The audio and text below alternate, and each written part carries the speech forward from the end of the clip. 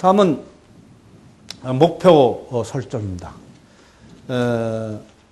내용은 그냥 의식적으로 달성하거나 성취하고자 하는 대상을 우리는 목표라고 그러는데, 목표는 두 가지 차원으로 얘기할 수가 있습니다. 내용 차원과 강도 차원. 달성하고자 하는 목적이나 결과를 그 내용이라고 하고, 목표를 달성하기 위해서 투자하는 노력과 시간을 우리는 강도라고 얘기를 하는데, 그것입니다. 그 다음 목표 설정을 하면 하지 않는 사람과 엄격한 차이가 납니다. 저희는 멘탈 트레이닝 할 때 매번 훈련 때마다 목표 설정을 합니다. 실기 훈련을 할 때는 더 말할 거 없이 더 이제 설정을 할 겁니다. 목표 설정을 하면 흔히 여러분이 쓰는 거죠. 과제지향적 목표. 과제지향적 목표와 또 상대하게 되는 것은 자아지향적 목표라는 말이 있습니다. 자아지향적. 과제지향적 목표는 어떤 목표냐면은 자기의 기술 향상을 위한 목표. 이번 시합을 하는데 이기고 지는 건 관계가 없다. 꼭 이번 시합을 하는데 나는 더블 보기는 하나도 안 한다. 이건 과제지향적 그런 목표가 되겠습니다. 그러나 이번 시합에 더블 보기를 하든 트리플 보기를 한다. 이번에 꼭 이긴다. 그랬을 때 그건 과제지향적 목표가 아니라 자아지향적 목표가 됩니다. 자아지향적 목표. 수업을 지도하는 단계, 그러니까 교육을 받고 있는 발전 단계에 있는 선수한테는 자아지향적 목표보다는 과제지향적 목표가 더 유리합니다. 목표를 할 때 어떻게 세우느냐? 도전적이며 실현 가능한 목표를 세운다. 그러니까 도전적이라는 말은 좀 힘든 목표를 세워야 되는 거죠. 열심히 해야 겨우 달성할 수 있는 도전적인 걸 세우는데, 그러나 너무 도전적이어서 실현 불가능한 걸 하면 안 된다 이거죠. 예. 실현 가능한 목표를 설정한다. 목표는 영악한 목표. 그러니까 수량으로 표시할 수 있는 명확한 목표를 세운다. 부정적인 목표는 세우는 거죠. 이번에 오비를 안 한다라는 목표는 세우면 안 됩니다. 오비를 안 한다는 목표는 세운다. 긍정적인 목표를 세워야 된다. 목표를 정기적으로 평가를 한다. 그 다음 목표 설정을 위한 운동수행 프로파일, 요거는 아마 익혀둘 필요가 있습니다. 핵심적 운동수행 요인을 분석을 해서 그 요인 촉대의 평가를 1부터 10까지 만들어서 현 상태를 평가하고, 그리고 목표 설정을 하고, 우선되는 목표를 설정하고, 최상 수준을 구하는, 이걸 실제로 한번 보겠습니다. 그 다음 요거는 골프에서 당장 여러분이 쓸 수 있는 겁니다. 이런 체력 수준의 5가지 체력 요인, 그 다음에 8가지의 기술 요인, 8가지의 심리 기술 요인을 이상적 수준을 10점으로 놓고, 드라이브 샷을 기가 막히게 백발백중 페어웨이에 잘 보낼 수 있을 때 원하는 데에 볼 수 있는 것을 10점으로 생각을 해요. 그럴 때 지금 현재 수준이 몇 점이냐 이거죠. 자기 자신이 평가를 할 수가 있습니다. 그죠? 6점, 저가 6점쯤 되는 것 같습니다. 근데 프로님들은 9점 내지 10점이 되죠. 프로님 내지 10점 됩니다. 그 다음에, 그러니까 이러다 보니까 이게 10점 이상과 현재 차이가 4점이나 되는 거죠. 4점. 자기가 아주 잘했을 때 최상 수준인 겁니다. 그런데 그렇게 전부 해보니까 체력, 기술, 골프 기술, 그 다음에 심리 기술을 하면서 이게 했어요. 그래서 체력에서 지금 당장 목표 설정에서 훈련할 게 뭡니까? 체력에서 유연성이죠. 유연성이 지금 제일 떨어지니까 유연성이 가장 차이가 나니까 우선 훈련 프로그램에 유연성부터 넣어야 될 거예요. 그 다음에 기술에는 뭡니까? 피칭, 치핑, 트러블. 이게 설거지를 잘못하네. 그죠? 설거지를 잘못하는 거예요. 나하고 비슷한 사람인데. 요즘에 저하고 비슷한 사람입니다. 그래, 이걸 보고, 그 다음에 여기 이제 심리적으로 보면 뭐부터 해야 돼요? 심상하고, 그 다음에 집중력, 이완 기술을 먼저, 이렇게 목표를 설정하는 그런 방법이 되겠습니다. 이제 마지막 과제인 이제 루틴입니다. 루틴. 아까 처음에 설명을 드렸죠. 서브를 한다. 테니스의 서브, 사격에서 격발, 혹은 슛, 농구에서도 슛, 그 다음에 골프에서도 샷이라고 하는데 슛이나 샷 마찬가지 말입니다. 할 때 선수들이 습관적으로 일정하게 하는 행동적, 심리적 절차를, 보통 행동적 절차만 알고 있는데 심리적 절차까지 포함됩니다. 를 우리는 루틴이라고 한다. 그죠? 그래서 텔레비로 중계하는 걸 보시면 세계적인 선수의 루틴은 아주 정확합니다. 박세리의 경우 준비를 해서 드라이브 샷을 하든 아이언 샷을 하든 스윙을 딱 하고 휘니시를 딱 하고 휘니시에서 3초, 4초 길게 가지고 있는 샷은 그건 성공한 것입니다. 기가 막히게 잘 간 샷이에요. 근데 휘니시에 가서 그냥 무너지는 것은 실수한 것이 가끔 나오는 거예요. 그것도 일종의 루틴 중에 하나라고 볼 수가 있습니다. 선수들은 자신만의 독특한 습관을 자신들 모르는 사이에 정하고 이를 시합에서도 습관적으로 사용한다 이거죠. 타이거 우즈같이 훌륭한 선수들은 습관화된 행동을 개발해두고 이를 철저히 지키는 거죠. 철저히. 지금 저희가 훈련시키는 그 10명의 선수들은 우리 트레이너들이 제일 먼저 하는 것은 심리검사를 합니다. 제가 이제 교육을 하고 제가 8번 정도 교육을 시킵니다. 이걸. 여러분이 배우는 것보다도 훨씬 자세하게 합니다. 하고 실습을 하고 그것을 8번 한 뒤로 하면서 심리검사를 다 끝냅니다. 그리고 이제 기본 훈련, 이완 훈련이라든가 심상 훈련 등 기본 훈련을 다 마치고 그다음에 이제 그걸 하면서 루틴을 분석을 합니다. 그 선수의 루틴을 분석하면 대개가 잘못된 겁니다. 그 루틴을 보완을 해요. 근데 루틴을 잘못 보완하면은 프로하고 싸움이 됩니다. 프로하고. 근데 프로하고 싸우면 프로하고 저희하고 대립이 되면 훈련이 안 돼요. 지도하는 프로의 마음에 안 들면 소용없죠. 어떤 프로는 못 가게 해요. 멘탈 하러 못 가게. 근데 참 바보 같은 프로님이신데 그거 할 수 없죠. 모르고 있는 걸 어떻게 해요. 근데 훌륭한 프로님들은 멘탈 야 갔다 와.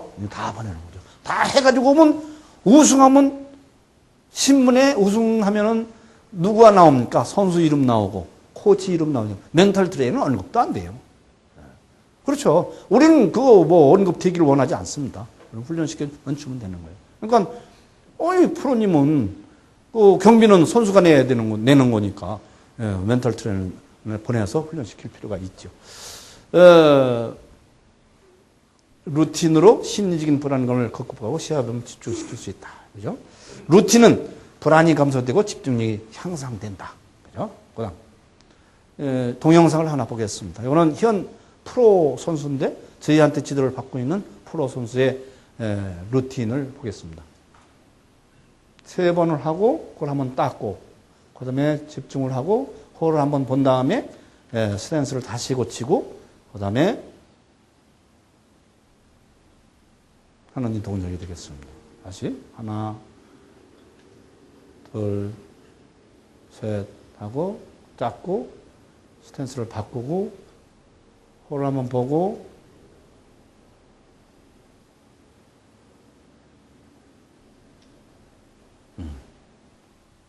반대 방향에서 오겠습니다. 지금 우리나라 선수들이 쓰는 프로님들이 쓰는 루틴도 제가 보기에는 8, 90%가 수정을 해야 될 루틴을 가지고 있습니다. 또 정확하게 한다고 그래도 그게 행동 루틴으로 끝나는 거예요. 인지 루틴이 들어가지는 행동 루틴만 쓰는 거예요. 근데 우리가 그 인지 루틴을 만들어 넣게 됩니다. 그다음. 이건 이제 유명한 학자들이 얘기를 한 거죠. 시합 전 행동 절차는 시합 준비가 전에 빼놓을 수 없는 것으로 불안의 조절과 수행의 질을 향상시키는데 아주 효과적이다. 테일러라는 사람이 연구한 겁니다. 습관화된 동작, 전략으로 알려진 루틴은 사격, 골프, 양궁과 같이 폐쇄 운동에 보다 효과적이다. 그래서 폐쇄 운동이라고 하는 것은 선수가 자기 자신의 신체만 완벽하게 컨트롤하면 성공할 수 있는 그런 운동. 축구는 자기 자신을 암만 자기 컨트롤해도 상대에 의해서 틀릴 수가 있죠. 그런 축구는 폐쇄 운동이 아닙니다. 폐쇄 운동은 골프, 양궁, 사격 이것이 폐쇄 운동입니다. 이런 폐쇄 운동은 이것이 루틴이 무지무지하게 중요하다 그런 얘기가 되겠습니다. 그다음 수행 루틴을 하면은 선수들이 부적절한 내적 외적 방해로부터 정신이 산만해지는 것을 방비하는 거죠. 정확한 루틴을 만들어서 아까 말씀드렸죠. 박성현이는 우리가 쫙 훈련시켜서 루틴을 딱 만들어줬더니 가서 선발대 나가서 팔로 쏘는데 옆에서 집이 무너지고 뭐 하더라도 전혀 그걸 모르는 거예요. 모르고 여기만 몰입해가지고 하는 거예요. 그런 상태를 만들어줘야 된다. 골프에서도 마찬가지다. 골프에서도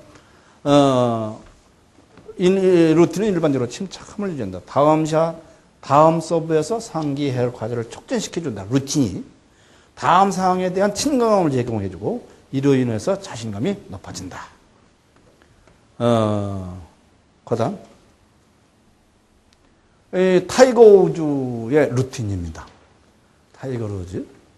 내가 이 타이거 우즈는 잘 아시겠지만 스탠포드 대학의 학생입니다. 그런데 대학교 2학년 때 이게 세계적인 선수가 될 수 있고 세계를 제패할 수 있다 가능성이 있으니까 휴학을 딱 했죠. 그러고선 몰입해서 했어요. 그래가지고 그 해에 막 우승을 했습니다. 그래서 지금 엄청난 돈을 벌어서 타이거 우즈의 돈은 개인이 관리할 수 있는 돈이 넘어섰습니다. 그렇죠? 그래서 타이거 우즈의 돈은 전부 우주재단에서 관리를 하는데 우주재단의 이사장은 얼우주 그 아버지였었어요. 근데 작년에 죽었습니다.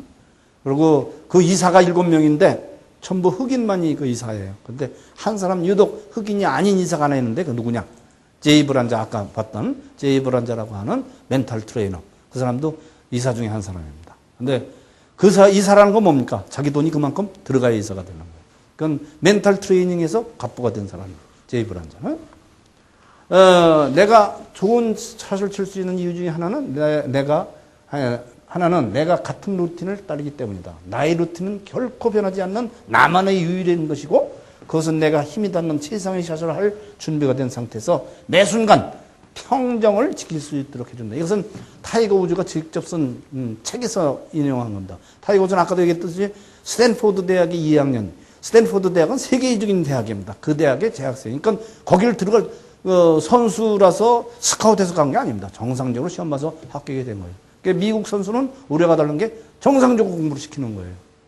우리도 그런 시절이 와야 됩니다. 빨리. 지금 이미 연세대학에서 시작을 했는데 모든 운동에 관련되는 사람들이 애들 공부를 시켜야 됩니다.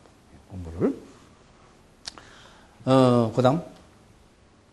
끝났네요. 네. 여기까지. 야, 근데 왜 75분 그게 어디로 갔어?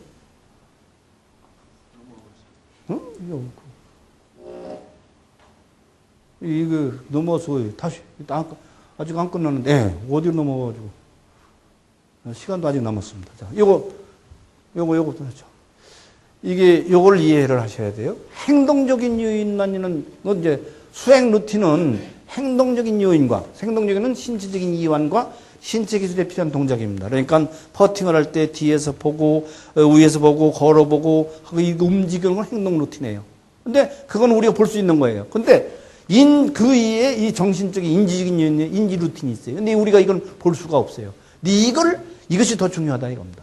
이 인지 루틴을 정확하게 잡아주는 게 중요하다. 그래서 저희가 훈련시키는 선수들에게는 이 루틴을 분석하되 행동 루틴 플러스 이걸 분석합니다. 또 행동 루틴도 시간을 분석을 합니다. 그러니까 볼을 잡고 그러니까 그 거리를 보고 방향을 보고 이런 걸 쭉 관찰이 딱 끝난 다음부터 스윙을 해보고 다시 보고 스윙해보고 퍼트를 할 때까지 그 슈팅 타임이라고 그러는데 그거를 잽니다. 그게 너무 길어져도 안 되고 너무 짧아져도 안 되고 그게 평상적으로 했던 루틴대로 이루어져야 성공을 합니다. 그래서 저희 트레이너들은 선수들한테 훈련시킬 때 스톱워치를 가지고 나가서 그 시간을 재서 그것이 얼마나 잘못됐나 이런 걸 봅니다. 이게 허윤경 선수가 금년에 굉장히 잘했는데 프로대회에 처음 초청을 받아서 시합을 했어요. 근데 거기서 전적을 내야 되는데 우리 트레이너가 2달을 못 봐줬어요. 근데 첫 대회 가서 전적을 못 쐈습니다. 그런데 이렇게 한 3년 훈련한 선수도 옆에서 안 봐주면 금세 무너지는 거죠. 그 다음, 루틴은 언제 해야 되는 거예요? 더 하세요.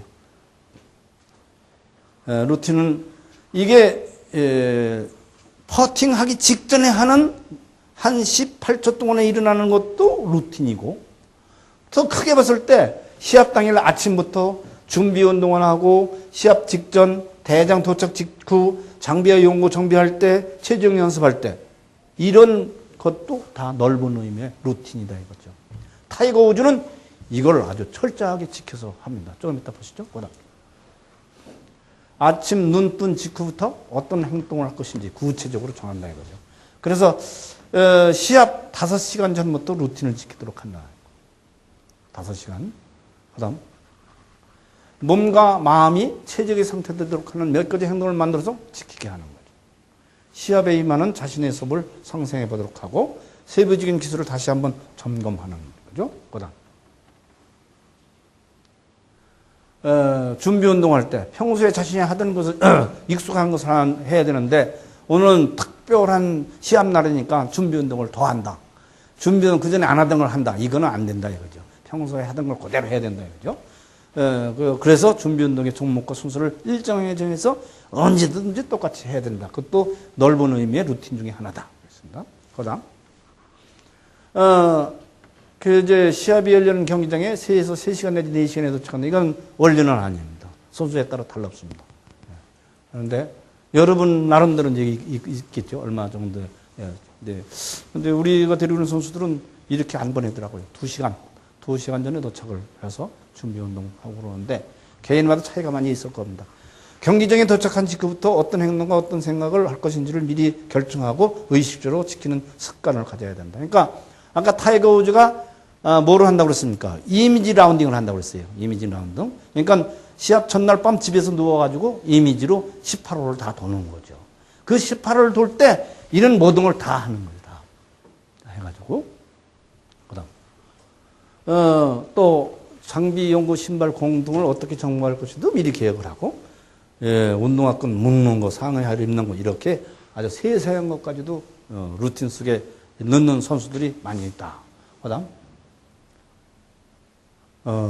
최종 연습을 할 때는, 이게 동작과 기술이 핵심 부분을 점검하고 자신감을 제어하기는 연습 후에는 마치 시합을 하는 듯이 강한 집중력으로 기술을 발휘하게 한다. 발휘해본다. 지금 말씀드리는 요 절차, 요거는 아마 신중을 기울여서 가지고 만약 선수를 지도를 하려면 그걸 전부 목록을 만들어 가지고 그걸 하나하나 짜 가지고 해볼 필요가 있을 겁니다. 그래서 기술적인 것도 중요하지만 이런 것도 매우 중요하다.